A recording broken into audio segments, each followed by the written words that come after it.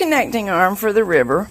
The Toyota one works the way everybody else's works, but it looks a little different, as you can see. This configuration is not quite what you're used to seeing. Make sure that it feels like it snugs up nicely. See that little dot there? That's a metal stop going into a hole. That's not just decoration or a screw. So they must align. Here we're checking the river carriage. It's running back and forth beautifully. But there's a trick to getting it on and off, and Jack's going to show you right now while I film him. Right, first of all, if you try to slide it off, it won't. It will not. Which is good. It's a safety feature. Yeah, but there's a release here and a release on the other side. And let it lean out, and then it slides off. This is the stop. There's one on either end that prevents it. So what we've got is this lip of the bottom foot right there, my thumbnail's on it, must go under this edge. So we start with that under, and we come out and we're leaning away from the bed until we lift these two. And if you look, it won't go forward. It won't lock in. You have to lift both at once. And you can hear they're both spring-loaded. And now it is as secure as anything. It will not jiggle off. I don't care what you do, it ain't coming off. Which is good. Just don't make yourself nuts. That's right. And if all else fails, check the manual. You're on. In order to use the river, it has to be in this up position with the beds facing each other. So the needles will come out like that. However, in order to do some things, like get started, we have to have the river bed down. We probably will start with it down. And here's the levers we use to raise and lower it. There's exactly the same on either end. Yes. They may be a little stiff and heavy just because the river is heavy. But if they are really difficult to use, they need cleaning and oiling, or they could even be bent. Usually, they just need cleaning and oiling. And these have been. Right. Now, to set the river in place, you need to use these releases. Up, close, down. Or you will never in a million years get it threaded on. Or off. Or off. It's stuck, see? So I'm going to release it, get it off, and hope I get it on again right. It's threaded on in the kind of normal way, then lift and lower. Let me show that. Move it to the right just a little. This is the stop that prevents it from sliding on or sliding off. So what you do is, as she did, lean it forward. Towards yourself. Towards yourself, and hook it on this rail. There's a spot on the bottom that hooks that rail. And then the levers on the top let it lock to the top rail. It's very sturdily locked on, so that's cool. Then you align it with the main bed, and of course, we've already used the river arm, which attaches like this. There are some little stobs that go into holes right there, and they have to be aligned as well. Right next to the screw post, you can see it sticking It's possible to get it screwed on and still have it screwed up because you do not have these aligned. But you'll feel it. It's a positive click into place. Right, and these two surfaces should be flat That's together. right. The surface of the stop should flatten out with the plate that holds it. Now here we're going to lift. And when it's correctly positioned, you've got a nice interface here. All right, let me show the bed edge too. Notice this piece on either end rides above the main bed when it's in the right position. Yes. We were talking about river adjustment because it can be finicky in some brands. We didn't have a speck of trouble aligning this one, and Jack feels that the way it's constructed is going to give very little trouble with alignment. Right. All right. Now, threading. I am going to confess to you that I did this without the manual the first time and managed to find a couple of wrong ways to do it. So here is the right way. Okay, let me see. I'll do it again. Yeah. I'm going to go through this Okay, there she goes. through the slot. Now this And is I'm where, dropping the yarn tail between the beds, and I'm going to grab it with my other hand. okay, this is where we, And it Yeah. seemed logical. I'm pretty sure there's a use for that, which I need to research and try. but what she did is follow the top channel. See, your hand's right in the way. We can't. Okay, Let me see if I can get over here. Okay, Yeah. try that. so go towards the main bed, between those two posts, I'll call them, rods, bent Right. rods, and it should move freely. It's possible to get it in there in such a way it feels like it's hanging up, and that's not correct. It should But move. you garter carriage users, you're used to that when you put the thread through the tube, if it doesn't slide smoothly. Okay, and it wasn't, and then something moved. I heard a teeny click, and now it is. Right, No, okay. I'm not sure what's down there, but something. Ah, Okay, next thing. The zigzag row is always done at a small stitch size. I've been successful using stitch size 1-1 on this machine. Here's a hint. Drop the top handle because it makes it a lot easier to see the dial from the position you're in. 0-0 may work, but for demo purposes, I'm happy with 1-1. Now with both beds knitting, set for normal knitting, go across. If you do not get a nice zigzag row like that, that's why we call it the zigzag row. Now that you see it, it'll be obvious to you. If you don't get one, suspect that your threading is not correct, because it should just go fine. That was our first hint. That the I've threading removed the wire from the comb, and I'm reaching under and bringing the comb up. Center it as much as possible, because that will make it easier to weight evenly. And I'm reinserting and the we're comb following wire. the wire right along through there. Take good care of both the teeth of your comb and the wire. Otherwise, this becomes a nightmarish chore. And I'm reaching for one ribber weight. That's actually a little generous for this little bit of ribbing, but ribbing does require a good bit of weight. And I will say, I straightened the teeth on that comb so that that wire would go through there very, very smoothly. Almost every second-hand comb needs a little TLC. Right. Well, and if you ever drop it, even if you drop it from your hand to the table, whichever end it lands on, it's probably going to bend that tooth. All right, let's look over here. For the circular row, it's called circular because we're going to start knitting as though knitting a tube. And I need the machine to knit going one direction on the ribber and one on the main bed. So I can go like that. That'll cause it to slip as long as I also do that. Remember, empty equals slip on this machine. Now, since I've got empty on the left for, whoops, I changed the stitch size inadvertently. Since empty is on the left on the front bed, it should be on the right on the back bed. Also, I enlarge my stitch size after the zigzag row. There are schools of thought on that. Some people wait until... Do you want 4 on the back also? Is it not? I thought it was. All right, now hold on. Before you go anywhere, you lean back and let me show them the little green arrow. I'll get an indicator right We here. have to have the camera right in front of it or it doesn't show. Right. The little green arrow right here in that triangle that tells us that's the empty or slip position Right. to the right. And what I'll do is hold the camera and watch the green arrow. Now it's in the middle. Now it's on the left, middle, right. That green arrow is your indicator that tells you what position this dial is in. Now, since I've got it set up like this, I should get plain knitting on the ribber going right. Let's see if that's true. Let's hope. And I'm going to have to balance this comb a little this first row. We did get it.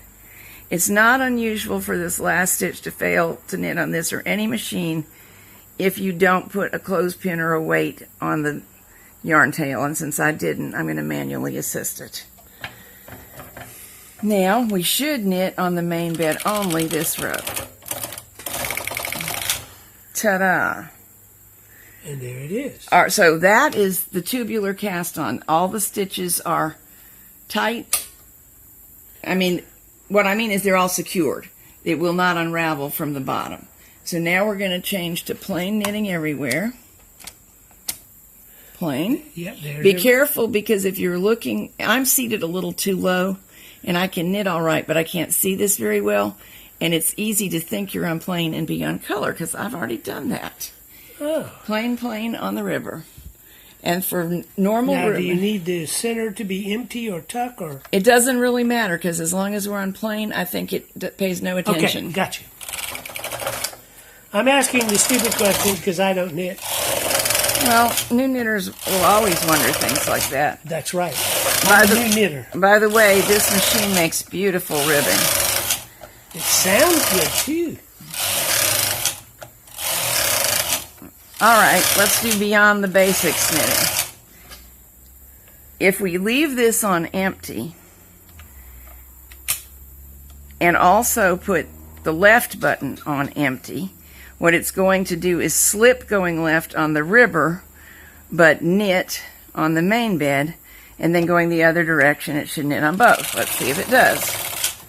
And it did. And both. Slipping to the left on the river. And that's easy to see because look at where your yarn is. That's right. The yarn line is along the top. I don't actually ever use that setting for anything, but since I'm testing this after a major refurbishing, it's only right to make sure it works. I'm going to reverse we should get the same thing, but going the opposite direction. Slipped to the right, knitted both ways. Slipped to the right, knitted both ways. All right, back to plain for a few rows. And now let's look at half fisherman's rib. The difference is, look over here, switch this to tuck. So now when I push this to the empty / tuck thing, it will select tuck, not plain. Ah, that makes sense. And so the master switch tells us which one of those which one of chooses. these, right. So now it should gather loops going left, but it should not knit them off on these needles. But on the main bed, it will knit off. See, can you see that they're loops, but there's no knot-looking thing at the top of them? Right. That's because they're not knitted. But going right, they should knit. And they did. And, oh, you know what? I got a couple tuck stitches here, which was not desirable, and I'll tell you why I did. I had my hand on the weight, stabilizing it for a moment so that it wouldn't wiggle things in the picture, and I forgot to take it off. The weight is intended to pull down. It must, or you don't get what you wanted. Let's do this some more. There we go.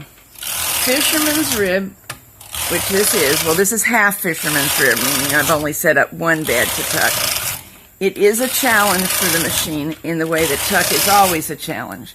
When you hold loops, the fabric doesn't drop down as fast, so the weights don't get as much access to giving you gravitational pull, and it's harder for the machine to do what you asked it to do. Let's go back to plain. It's okay. Plain for a few rows. And now we just want to test half fisherman's rib going the other direction. We're still in the tuck setting. We're in the empty or tuck right button. This time it did tuck going right, knitted going left. Tuck going right, knitted going left. The reason you would want to use half fisherman's rib is for an afghan or a big sweater. It also has a great texture. I'm just going to go back and knit some plain rows from it. Has wonderful texture, but it gets wider than stockinette fabric or plain ribbing. So if you're fitting a big person, and all sofas are big, you're glad of the extra width. Let's do a little bit of racking. And I see something I want to wipe up and talk to you about. See that black just came out of the carriage? The carriage has just had a deep soak and a thorough cleaning, but after we do that, it does tend to drip out this, and Jack will explain to you what's happening there. Okay, part of the Marvel Mystery Oil soak is to actually treat the metal that the carriage is made of. So what you're seeing is, and if you had an old sock machine, you'd see it a lot. This is where the mystery oil has gone into the metal, and it's releasing contaminants that were in the metal and taking its place. So over time, slowly, as you use it and the metal parts move, little teeny tiny microscopic bits are being freed and dropping out, which is what you want them to do. Oh, it works super, but we do warn people who have finished deep cleaning their carriages, be ready for this. Mostly it doesn't affect the knitting, but I would not make a christening gown or a wedding dress as your first after deep cleaning project. Yeah, bright white wedding dress. Actually, also, though, that nasty stuff will wash out. It's just a chore, and you don't want to have to deal with it. Right. It is in an oil base, so any cleaning of fibers that will take oil out. Or any good hair product. Actually, I rub dish detergent in. That'll work, Look too. to the lower left, Jack. Now we're going to do some racking. I'm going to rack a whole position. It moves in half positions. Right. But now, the reason I need to do that is come back over here and I'll rack back half whole. Half whole. It's necessary to keep these needles alternating, and if they oppose, they'll crash into each other. All right, let me show something over here. Again, notice right here, the little red arrow told us that she racked to the left. The minute she starts to rack back to the right, I'll put the camera down and you'll see. Here. There you go. Okay, now the arrow's over there. You're racking to the right. So the arrow tells you which direction you moved in, so you never get confused and say, where was I? Racking in plain old ribbing is not super dramatic. We'll just do a little bit of it to play with. And then I'm going to try something I have not tried before on this machine to show you why racking is really fun. Oh yes, let me demonstrate one more thing. Right now these stitches are the normal tension. And I see I have one that didn't knit off. Let me fix that. And we'll examine that needle closely. I think it was just... We've had to replace a number of needles in this bed. Which, for used machines, that's classic. Yeah, and that is what we've been asked to do, assess the machine. So we're taking the bad ones out and putting good ones in. Look at how tight this is. You're not really seeing. See, we've put this yarn under some stress. So it is going to knit okay at stitch size 4/4 because I've already tried it. But if it was too pressuresome, you would need to increase your stitch size for a bunch of racking. Now it's back, they're back in the normal position to each other. But when we get this piece of fabric off, we will see what that looks like. Now, I'm going to put all the needles in on the main bed and work. Come back and look at the racking. We now have to rack a half a turn because the needles I just put in work were going to crash in. But now everybody will pass everybody. Do you see these three coming out? Oh, yeah. Now they'll pass each other without mishap. And what we're going to attempt to do, I'm going to turn up the stitch size a little bit on the back because now it's knitting plain old stockinette. And so my best... You set that on 6. You are wiggling all around, making everyone have a headache. I increased it 2 numbers to 6. Backing out. Okay. Now what we're going to see... You want to do the front too or just the... No, just the back, because the front hasn't changed. This is much more work, but it will make a more dramatic pattern. Now when I rack, we should see lines of ribbing against a complete background, and the zigzag should be more obvious. This is what racking can be decorative. It usually is decorative.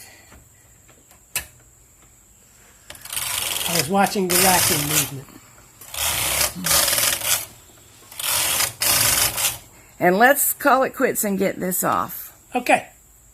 All right, here we started out with plain ribbing. It should look the same on both sides, and it does. Then we went to fooling around with slipped stitches, so we'll see all sorts of bumps and changes. And with half fisherman's rib, we only did a little bit of slipping. If we had done a longer piece, you could see that this gets narrower caused by the slip. We've got textural bumps here caused by the fisherman's rib. That's typical. Because actually we've got 2 rows of knitting on one side and 1 row on the other side. That's why these tend to scrunch up to match the other side. Then we went on, did a bunch of plain. Here's what we did last, the racking. Can you see it waving to and fro? Yes. And you didn't have to have all of these ribber needles up. We could have had these 2 not up and this one, and they would have made very definite zigzag lines up. Now the effect that we got while racking in complete 1x1 ribbing is a little more subtle. You can see it moving. Yes. But it's not as dramatic. See, this is really stockinette on the main bed side, and it only looks a little textural because it's being pushed and pulled by the racking. Well, Ribber, you performed beautifully. Your mom is going to love you. Okay, I just did a piece of plain ribbing to double check, triple check, quadruple check. We really like these to go home knowing they're safe. And you will notice the edges of this look very nice and tidy, and that's one thing to check in your ribbing. But most likely, if they're not nice and tidy, the problem is not with the carriage setting. It's usually with the mast tension. And you would need, if they were too loose, to tighten it, or it can also be from the amount and or placement of your weights down here, because we need to use gravity when knitting with 2 beds. So this was just one more check to make sure I was pleased, and I'm very, very pleased with those tidy edges. And one more point, we had to put down the row tripper, which for this machine, this does not count the rows. This does. This is now going to contact. Okay, hold it there and I'll point. There you go. I haven't been using it through most things just because it makes extra noise that may confuse you on the video. But that's the position that will definitely count the rows. And you can see how it just can't fail. However, if you are positioned on the far end of the bed doing something a little over here. Right.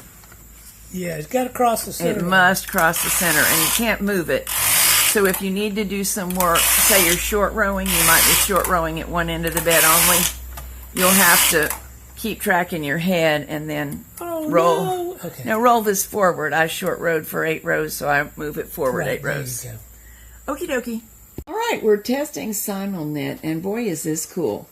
There are some settings that are different from regular Fair Isle or regular rib. Normally we have this lever in the O position.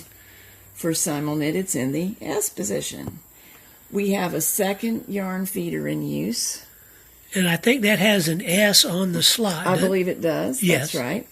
The manual is very clear about settings. It's very important that both outside needles on the work, the ones I'm jiggling, be on the ribber bed, the front bed.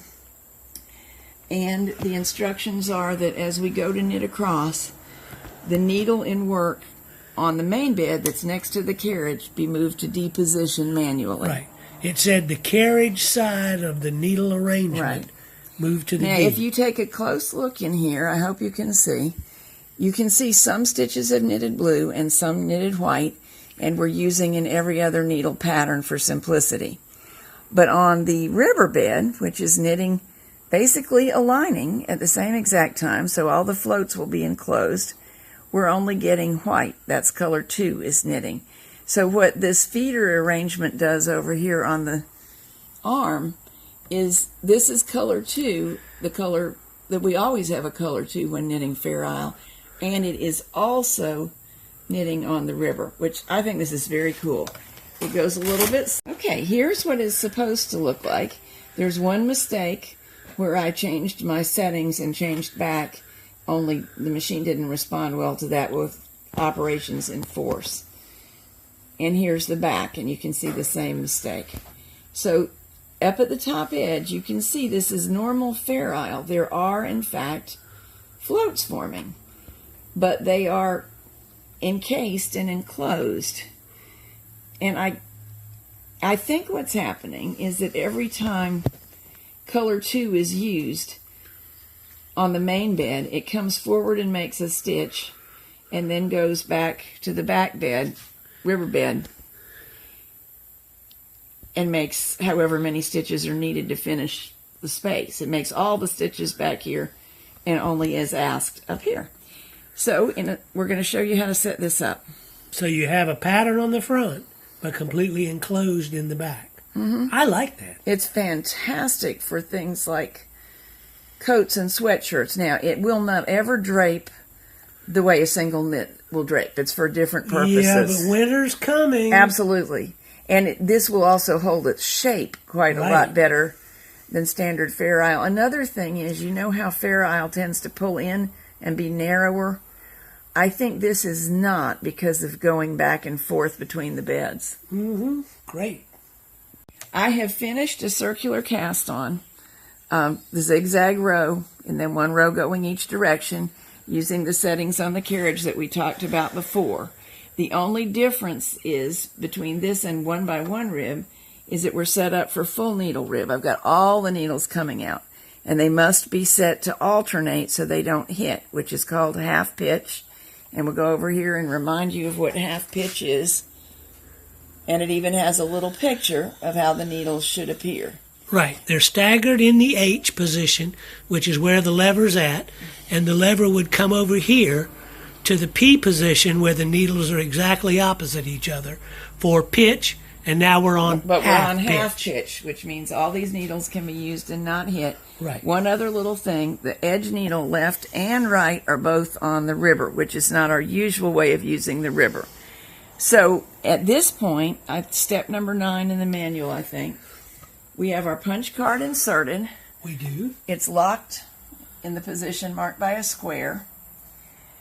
And the only change we make for this row is to increase to the main stitch size, which I've already done, and you know how to do, and engage those two. Is that right? Right. Going to the C position because we're using a card. We've knitted across and the needles selected for the first row, although they have just knitted with blue so far. Right. But they're ready to receive Fair Isle instructions. Now we're going to put the second color in. And what we've done is hooked it on a regular bed needle, dropped the needle down between the beds.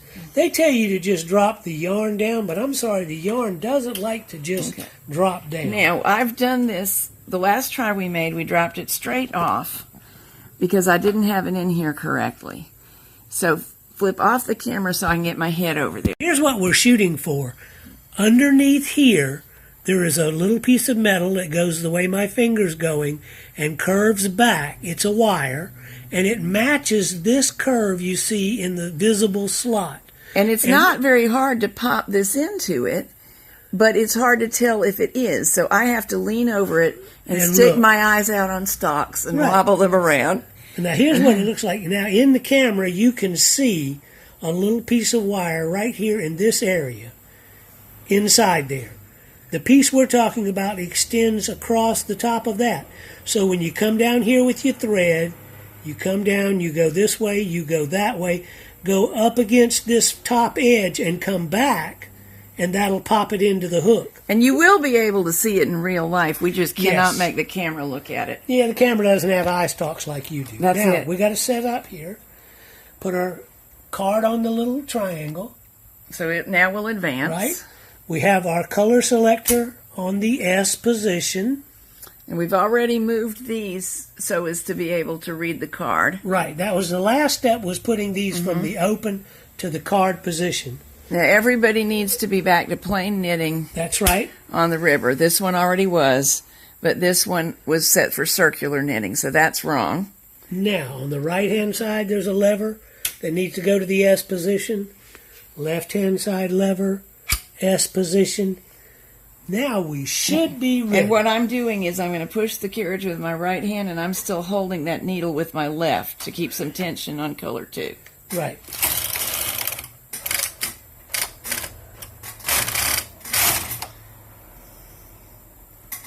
Did it do it? It did. See? We get the beginnings. Yes, we do. Did we go to the color setting, though? I don't see color. No, we did not. There you go. Okay. Color on the main boo-boo. bed. And now we know what happens if you make that boo-boo, so It wasn't a disaster, but it's not quite what we wanted. Now we're going Now to it's working. Our simulcolor, or simultaneous It's very cool. Simulknit. It's really nice.